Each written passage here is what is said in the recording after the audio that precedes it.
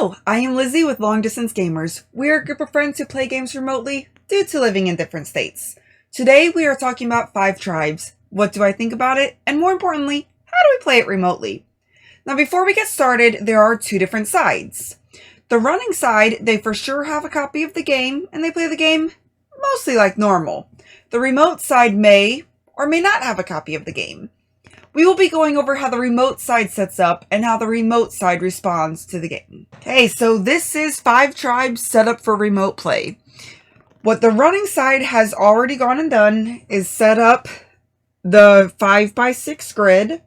We have labeled them A through E and 1 through 6, as well as the Jins are labeled 1 through 3, and our market over here is labeled 1 through 9. What the running side has then done has taken a picture of this so that all sides with a copy can go ahead and set it up, and all sides without a copy will be able to easily reference each of the tiles and be able to zoom in if needed due to camera quality. What the remote side has done is they have separated all of the meeples by color, so that way when they do receive the picture for this board, they can set up the tiles, label them the exact same way as the running side, and then be able to easily seed the 3 meeples. And then because we are remoting the game, you want to have the meeples, instead of standing up, laying down, as it is a little bit easier to see the colors through the camera, as well as see the different quantities. Sometimes it's easier if you separate them a little bit, especially if they are the same color on a particular tile. The remote side has also separated all the market cards into the individual types, and has separated them into nice, easy to grab piles.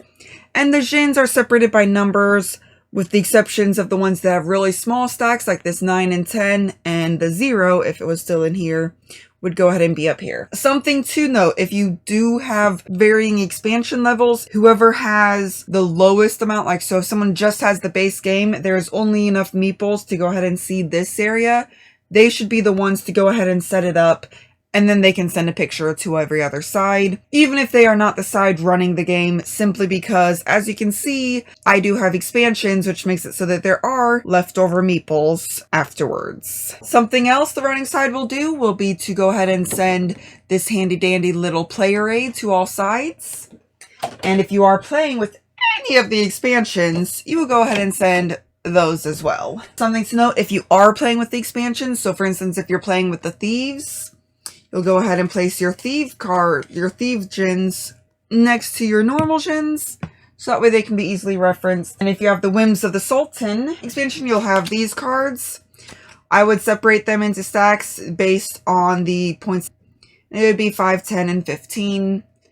And then when you do get them throughout the game, the side running the game would go ahead and hold them up to the camera.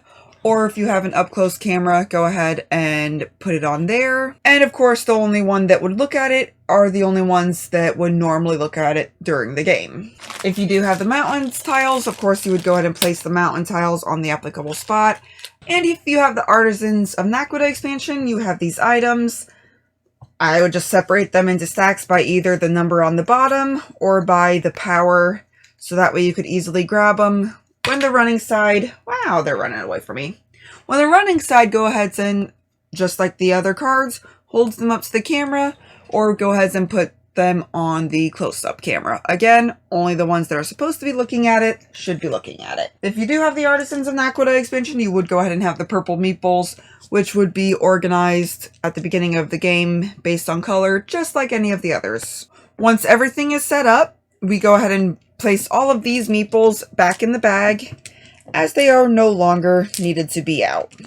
I will just place the bag over to the side so that I can fill it up as needed throughout the game. For the money, I will go ahead and grab mine. However, even the sides that are remote without a copy can go ahead and just use paper and pencil to keep track of their money. We of course use the honor system with that, which if you can't trust the people you're playing games with, why are you playing games with them? The remote sides will go ahead and just keep track of their own money. If they do go ahead and grab either a yellow or a white meeple, I will go ahead and place it next to their camels, so that way it is easily able to differentiate. The last thing the running side does for setup is determine the order of these, And they will just say, for instance, that blue is 3, pink is 2, and brown is 1. Which, of course, Kitty is playing brown, Brixie is playing blue, and I'm playing pink. So then Kitty, because she's first in the bidding, will just say what she's going to. So say she wants to go to the 1, she will go ahead and subtract 1 from her money. And of course she is keeping track of that on her side. And then I would go to the 0, for instance, and Brixie would go ahead and go to the 0. We are ready for starting the game. In order to determine how you're moving, you just simply state which one you are clearing off first. So for instance, if you want to clear off this tile first, this is B4. And then you just have to go ahead and say how you want to place your tiles. So Kitty wants to place the white on C4, C4, the red on C5, and the red on C6. And then she go ahead and, of course, grabs the 2 red. She will go ahead and do the tribe action, which is assassination. So she can kill any amount that is 2 away from this location. So she might want to do one of these blues, for instance. So all of these would get returned to the bag. She would get to go ahead and do the market action if she desires. For instance, if she wants to pay it, she'll go ahead and say, I'm going to go ahead and do it. And I will take the number 2. Something to note about how I organize these and what the running side will want to do is they will want to go ahead and send this to all players, as this shows the probability of each of the cards, so that way people can know the likelihood of different ones coming out. So Ivory, of course, is a really good one because there's very few of it in the thing. So then I just place that in front of Kitty. If you want to have these hidden, I would just return it to the stock levels at that point, and then Kitty would just mark down that she has Ivory. Although we always play with this being public knowledge. Kitty's meeple will go ahead and come over here, and then Brixie gets to take his turn. He wants to go ahead and do A1. So he'll go ahead and put a red on B1, a red on C1, and a white on C2. So he will go ahead and grab up all of these, and we will just place those in front of him. And then we do the action on the tile, which is just placing one of these tokens on here. Now it is my turn. So I will go ahead and do B1.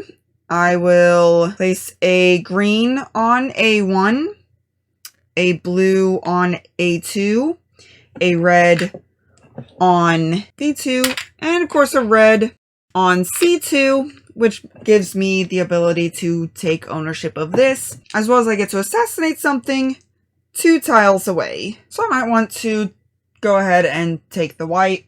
Again, all of these get put back in the bag. If I would have been able to assassinate this one, I would again get to place my camel in that location, just like in the normal rule book. You just simply state whenever you are assassinating something, that you are what tile you're assassinating it. So it was E2 and white. So that way all sides can update accordingly. And we are ready for a new round. So what happens is we all slide these up. If there have been any large changes, you can go ahead and do a market check, which is just going through and listing the items for 1 through 9. And then the running side will go ahead and say what our new number 9 will be. For instance, they might say that the new number 9 is a fakir, however you pronounce that. And then you go ahead and place that right there. Then Kitty goes ahead and decides where she wants to go. The game continues on like that until either someone has placed the last of their camels, or there are no more legal moves left on the board. So go ahead and add up your score. Whoever has the most points is the winner. The only other thing we didn't cover was how you would say the gens. So if someone, say Brixie, throughout the game gets a gen, he could say he wants the gen 3. We would go ahead and place that in his area. And then once it comes time to place a new one, the running side would go ahead and dictate what number it is first, so that way you could go into your applicable pile. So for instance, it's a number 5, so you know you're pulling out your 5s. And then they would just say the name that is in the corner. So Caillou or Al-Amin. So for instance, it could be Al-Amin. Every side would just pull that out and place it right there, and you are good to go. And for selling of the market cards, if you ever want to during your game, during that phase, you would go ahead and just state which ones you're selling, and then all sides that are keeping track of the cards would go ahead and return them to the individual piles. And then Kitty, for instance, would go ahead and either grab her money, or she would update the money on the paper that she is keeping track of it on. So that is how you play 5 Tribes remotely. As you can see, this is one that people don't consider to be able to be played because of the Mancala element and it being super hard to determine how you're going to say what it is that you're going to do. But with us just labeling them A through E and 1 through 6, that solves that problem. You just need to simply state what tile you are grabbing from. So B2, and then what color you're placing and where. The hardest part is probably playing this remotely without a copy, as you may want to get a picture before the start of your turn so that you know where everything is, and then doing the math in your head, as this can be a very AP prone game. Is more escalated sometimes with the remote play, especially if sides do not have a copy. However, if all sides do have a copy, it is exactly the same, just instead of someone across the table picking them up and moving, someone is just picking them up, stating where they're picking them up from, and stating how they're dropping them, so that way all sides can update accordingly. Then we do label the market 1 through 9. We do use dry erase tokens. If you don't have dry erase tokens, we have used scraps of paper before we got these. These are just nice and handy and reusable. Scraps of paper will work just fine. Just some way to make it easy so that way you don't have to go 1, 2, 3, 4, 5. Okay, I want the number 5, and I want the 1, 2, 3, 4, 5, 6, 7, 8, and I want the number 8. So that way you could just look to the number right beside it and go, I want the 5 and I want the 8. Of course, you would want to make sure that your camera is seeing all of that, which if we go back to our normal table camera, it is visible. We're just getting a little bit of a scrunched up view when I'm talking about what I think about the game. Ever since I've been introduced in high school, I have loved the Mancala element. And this is Mancala and then some. So ever since I played this game, I've absolutely loved it. I've gone and gotten all the expansions, so that way I can easily play whatever I want with it. It's so much fun. And with us rating it A through E and 1 through 6, it makes it so easy to be able to refer to the different tiles and how you can play. Really, I don't notice a difference between in-person play and remote play other than simply vocalizing what it is that you're doing, as it's not hard to be able to notice the cross section. Here is B4. So again, this is a 9.5 out of 10. I absolutely adore it, and it is a very favorite of mine for years now. But until next time, just remember to have fun, be present, and be you. Thank you all for watching. If you have any questions or comments, feel free to reach out to us. We would love to hear from you. Also, if you find value in our content, please like, comment, and subscribe. Let a family or friend know that we exist. Help us spread our channel and bring remote gaming to a table near you. Thank you very much, and have a great day.